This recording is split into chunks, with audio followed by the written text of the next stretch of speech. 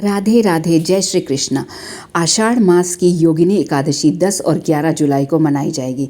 10 जुलाई को गृहस्थ व्रत रखेंगे और 11 जुलाई को वैष्णव व्रत रखेंगे। इसकी व्रत कथा कुछ इस प्रकार है। एक बार युधिष्ठिर ने कृष्ण जी से कहा कि आप मुझे आषाढ़ मास की योगिनी एकादशी की कथा सुनाइए।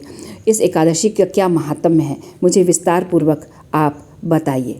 तब श्री कृष्ण जी ने कहा, महाभारत काल की बात है। एक बार धर्मराज युधिष्ठिर जो है, उन्होंने पांडुपुत्र आषाढ़ माह के कृष्ण पक्ष की एकादशी का नाम योगिनी एकादशी है। इसके व्रत से सभी पाप नष्ट हो जाते हैं और हे धर्मराज, ये एकादशी तीनों लोकों में प्रसिद्ध है और इसका श्रवण करो।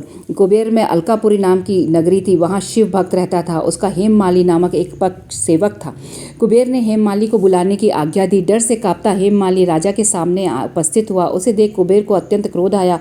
उसके होठ फड़फड़ाने लगे। राजा ने कहा, अधम, तूने मेरे पूजनीय देवों के देव भगवान शिव जी का अपमान किया है। मैं तुझे श्राप देता हूँ कि तू मृत्यु लोक में जाकर कौड़ी का जीवन व्यतीत करे। इसके पश्चात ऐसे श्राप को सुनकर वह तत्क्षण स्वर्ग से पृथ्वी पर आ गिरा। उसकी स्त्री भी बिछड़ गई। उसकी बुद्धि मलिन न हुई और उसके पूर्वजन की भी उसे सुध न रही। वह कष्टों को भोगता हो रहा और इसके बाद मार्कंडे ऋषि के आश्रम में पहुंचा। ऋषि अत्यंत तपस्वी थे।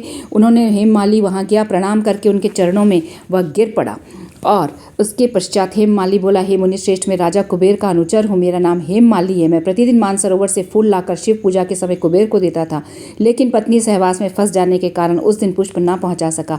तब उन्होंने मुझे श्राप दिया कि तू अपनी स्त्री का वियोग और मृत्यु लोक में जाकर कोढ़ी बनकर दुख भोग। मैं कोढ़ी हो गया हूँ, मेरी स्त्री से भी वियोग हो गया। अब मुझे उपाय बताइए जिससे मेरी मुक्ति हो। मार्कंडे ऋषि ने कहा, हे हेममाली, तूने मेरे सम्मुख सत्य वचन कहे हैं, इसलिए मैं तेरे उद्धार के लिए व्रत बताता हूँ। तो आषाढ़ मास के कृष्ण पक्ष की योगिनी नामक एकादशी का व्रत कर। महर्षि के वचन सुन हेममाली अति प्रसन्न हुआ और उसने योगी एकादशी का विधान पूर्वक व्रत करने लगा और इसके प्रभाव से वह अपने पुराने स्वरूप में आ गया और अपनी स्त्री के साथ सुखपूर्वक रहने लगा। भगवान ने कहा, इस योगिनी एकादशी की कथा का फल 88,000 ब्राह्मणों को भोजन कराने के बराबर है।